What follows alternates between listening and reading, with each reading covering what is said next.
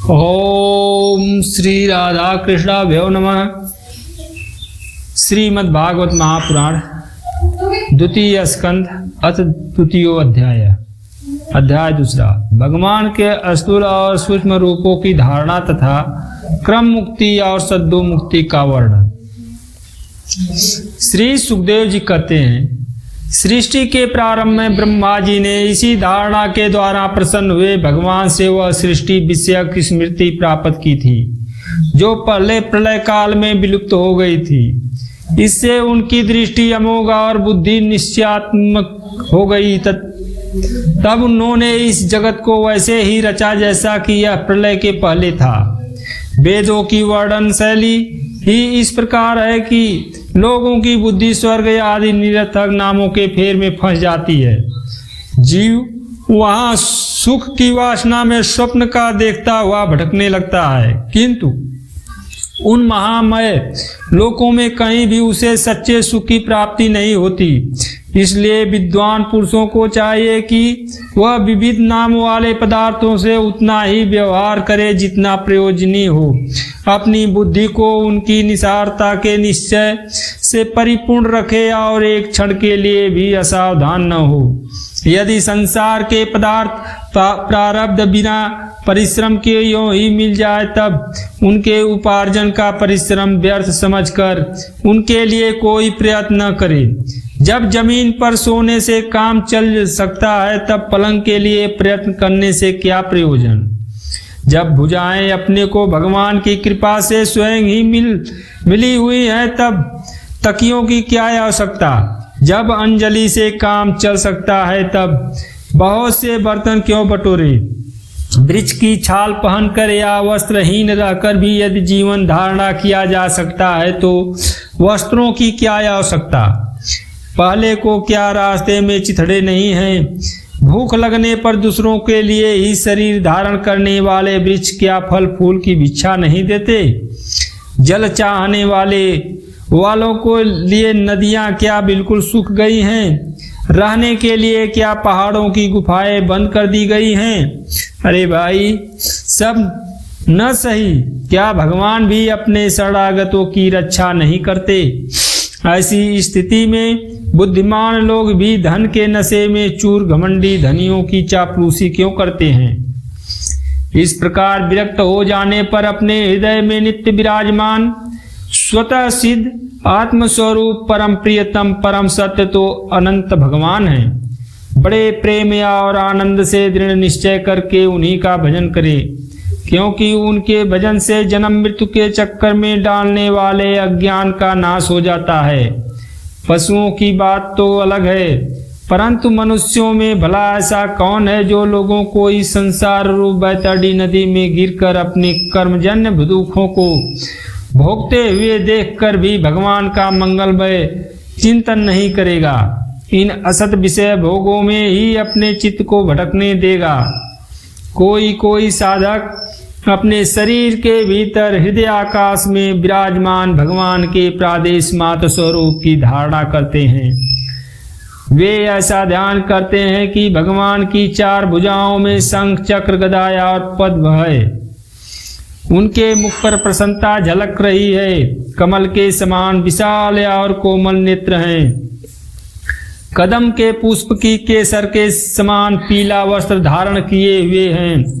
भुजाओं में श्रेष्ठ रत्नों से जड़े हुए सोने के बाजू बंद शोभायमान हैं। सिर पर बड़ा ही सुंदर मुकुट और कानों में कुंडल है, जिनमें जड़े हुए बहुमूल्य रत्न जगमगा रहे हैं।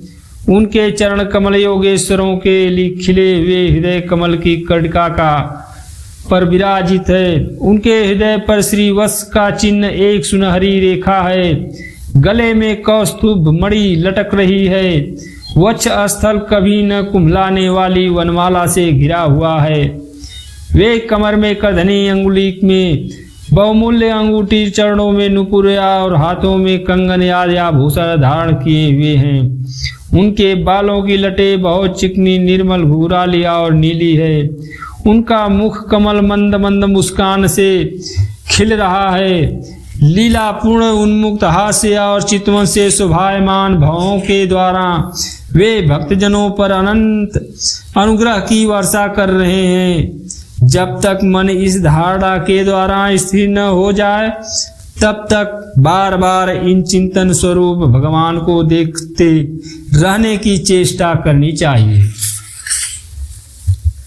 भगवान के चरण कमलों से लेकर उनके मुस्कान युक्त मुख कमल पर्यंत समस्त अंगों की एक एक करके बुद्धि के द्वारा धारणा करनी चाहिए। जैसे जैसे बुद्धि शुद्ध होती जाएगी वैसे वैसे चित्त स्थिर होता जाएगा। जब एक अंग का ध्यान ठीक ठीक होने लगे तब उसे छोड़कर दूसरे अंग का ध्यान करना चाहिए। विश्वेश्वर भगवान दृश्य नहीं दृष्टा है, सगुण निर्गुण सब कुछ इन्हीं का स्वरूप है। जब तक इनमें अनन्य प्रेममय भक्ति योग न हो जाए तब तक साधक को नित्य नैमित्तिक कर्मों के द्वारा एकाग्रता से भगवान के उपयुक्त स्थूल रूप का ही चिंतन करना चाहिए। परीक्षित, जब योगी पुरुष इस मनुष्य लोक को छोड़ना चाहे तब देश या और काल में मन को न लगाए, सुख पूर्वक स्थिर आसन से बैठकर प्राणों को जीतकर मन से इंद्रियों का संयम करे। तदंतर अपनी निर्मल बुद्धि से मन को नियमित करके मन के साथ बुद्धि को क्षेत्रज्ञ में और क्षेत्रज्ञ को अंतरात्मा में लीन कर दें।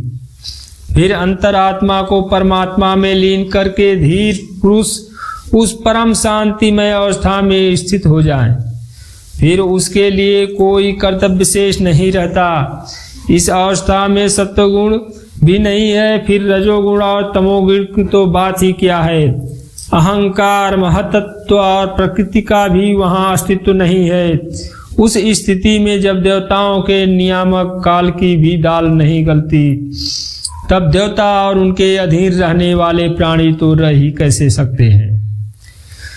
योगी लोग यह नहीं इस प्रकार परमात्मा से भिन्न भिन्न पदार्थों का त्याग कराना चाहते हैं और शरीर तथा उसके संबंधी पदार्थों में आत्मबुद्धि का त्याग करके हृदय के द्वारा पद पद पर भगवान के जिस परम पूज्य स्वरूप का आलिंगन करते हुए अनन्य प्रेम से परिपूर्ण रहते हैं वही भगवान विष्णु का परम पद है।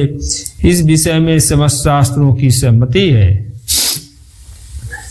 ज्ञान दृष्टि के बल से जिसके चित्त की वासना नष्ट हो गई है उस ब्रह्मनिष्ठ योगी को इस प्रकार अपने शरीर का त्याग करना चाहिए। पहले एड़ी से अपनी गुदा को दबाकर स्थिर हो जाए और तब बिना घबराहट के प्राणवायु को चक्र भेदन की रीति से ऊपर ले जाए। मनस्वी योगी को चाहिए कि नाभि चक्र मणिपूरक में स्थित वायु को हृदय चक्र अनाहत में वहां से उदान वायु के द्वारा वक्षस्थल के ऊपर विशुद्ध चक्र में फिर उस वायु को धीरे धीरे तालु मूल में चढ़ा दे। तदंतर 2 आंख, 2 कान, 2 नासा छिद्र और मुख, इन 7 छिद्रों को रोककर उस तालु मूल में स्थित वायु को भौहों के बीच आज्ञा चक्र में ले जाए। यदि किसी लोक में जाने की इच्छा न हो तो आधी घड़ी तक उस वायु को वही रोककर स्थिर लक्ष्य के साथ उसे शस्त्रार्थ में ले जाकर परमात्मा में स्थित हो जाए। इसके बाद ब्रह्मरंध्र का भेदन करके शरीर इंद्रिय आदि को छोड़ दे। परीक्षित, यदि योगी की इच्छा हो कि मैं ब्रह्मलोक में जाऊं, 8 सिद्धियां प्राप्त करके आकाशचारी सिद्धों के साथ विहार करूं अथवा त्रिगुणमय ब्रह्मांड के किसी भी प्रदेश में विचरण करूं तो उसे मन और इंद्रियों को साथ ही लेकर शरीर से निकलना चाहिए। योगियों का शरीर वायु की भांति सूक्ष्म होता है। उपासना, तपस्या, योग और ज्ञान का सेवन करने वाले योगियों को त्रिलोकी के बाहर और भीतर सर्वत्र स्वच्छंद रूप से विचरण करने का अधिकार होता है। केवल कर्मों के द्वारा इस प्रकार बेरोक टोक विचरना नहीं हो सकता। परीक्षित, योगी ज्योतिर्मय मार्ग सुषुम्ना के द्वारा जब ब्रह्मलोक के लिए प्रस्थान करता है तब पहले वह आकाश मार्ग से अग्निलोक में जाता है, वहां उसके बचे खुच्चे मल भी जल जाते हैं। इसके बाद वह वहां से ऊपर भगवान श्री हरि के शिशुमार नामक ज्योतिर्मय चक्र पर पहुंचता है। भगवान विष्णु का यह शिशुमार चक्र विश्व ब्रह्मांड के भ्रमण का केंद्र है। उसका अतिक्रमण करके अत्यंत सूक्ष्म एवं निर्मल शरीर से वह अकेला ही महरलोक में जाता है। वह लोक ब्रह्मवेत्ताओं के द्वारा भी वंदित है और उसमें कल्प पर्यंत जीवित रहने वाले देवता विहार करते रहते हैं। फिर जब प्रलय का समय आता है तब नीचे के लोगों को शेष के मुख से निकली हुई आग के द्वारा भस्म होते देख वह ब्रह्मलोक में चला जाता है। जिस ब्रह्मलोक में बड़े बड़े सिद्धेश्वर विमानों पर निवास करते हैं, उस ब्रह्मलोक की आयु ब्रह्मा की आयु के समान ही दो प्रार्ध की है। वहां न शोक है, न दुख, न बुढ़ापा है, न मृत्यु। फिर वहां किसी प्रकार का उद्वेग या भय तो हो ही कैसे सकता है। वहां यदि दुख है तो केवल एक बात का, वह यही कि इस परम पद को न जानने वाले लोगों के जन्म मृत्युमय अत्यंत घोर संकटों को देखकर दयावश वहां के लोगों के मन में बड़ी व्यथा होती है। सत्यलोक में पहुंचने के पश्चात वह योगी निर्भय होकर अपने सूक्ष्म शरीर को पृथ्वी से मिला देता है और फिर उतावली न करते हुए 7 आवरणों का भेदन करता है। पृथ्वी रूप से जल को और जल रूप से अग्निमय आवरणों को प्राप्त होकर वह ज्योति रूप से वायु रूप आवरण में आ जाता है और वहां से समय पर ब्रह्म की अनंतता का बोध कराने वाले आकाश रूप आवरण को प्राप्त करता है। इस प्रकार स्थूल आवरणों को पार करते समय उसकी इंद्रियां भी अपने सूक्ष्म अधिष्ठान में लीन होती जाती है।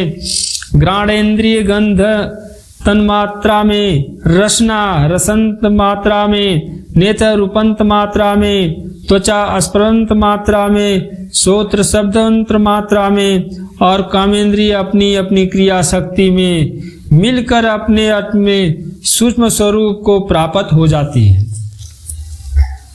इस प्रकार योगी पंचभूतों के स्थूल सूक्ष्म आवरणों को पार करके अहंकार में प्रवेश करता है।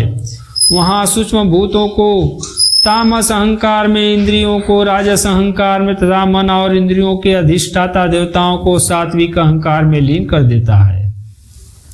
इसके बाद अहंकार के सहित लय रूप गति के द्वारा महातत्व में प्रवेश करके अंत में समस्त गुणों को लय स्थान प्राकृतिक रूप आवरण में जा सकता है।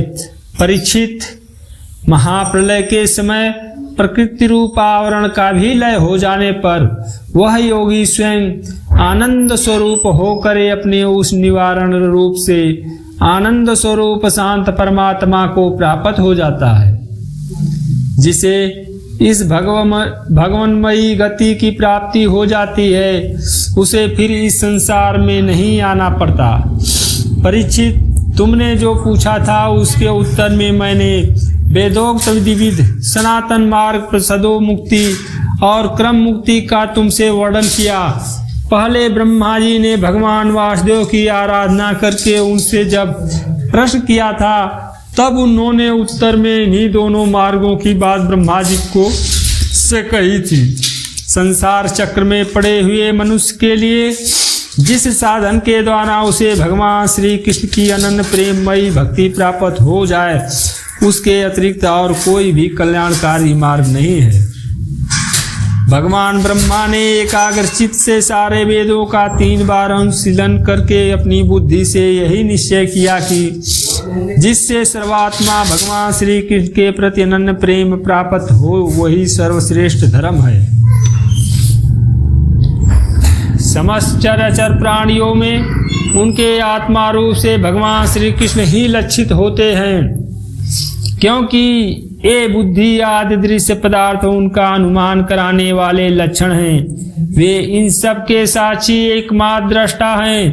परिचित, इसलिए मनुष्यों को चाहिए कि सब समय और सभी स्थितियों में अपनी पूर्ण संपूर्ण शक्ति से भगवान श्री हरि का ही श्रवण और कीर्तन और स्मरण करें। राजन, संत पुरुषात्म स्वरूप भगवान की कथा का मधुर अमृत बांटते ही रहते हैं। जो अपने कान के दोनों में भर भर कर उनका पान करते हैं, उनके हृदय से विषयों का विषैला प्रभाव जाता रहता है। वह शुद्ध हो जाता है कि वे भगवान श्री कृष्ण के चरण कमलों की सानिध्य प्राप्त कर लेते हैं। इति श्रीमद्भागवते महापुराणे पारमहंस्यां संहितायां द्वितीय स्कंदे पुरुष संस्था वर्णन नाम द्वितीयोऽध्याय समाप्त। ओम नमो भगवते वासुदेवाय।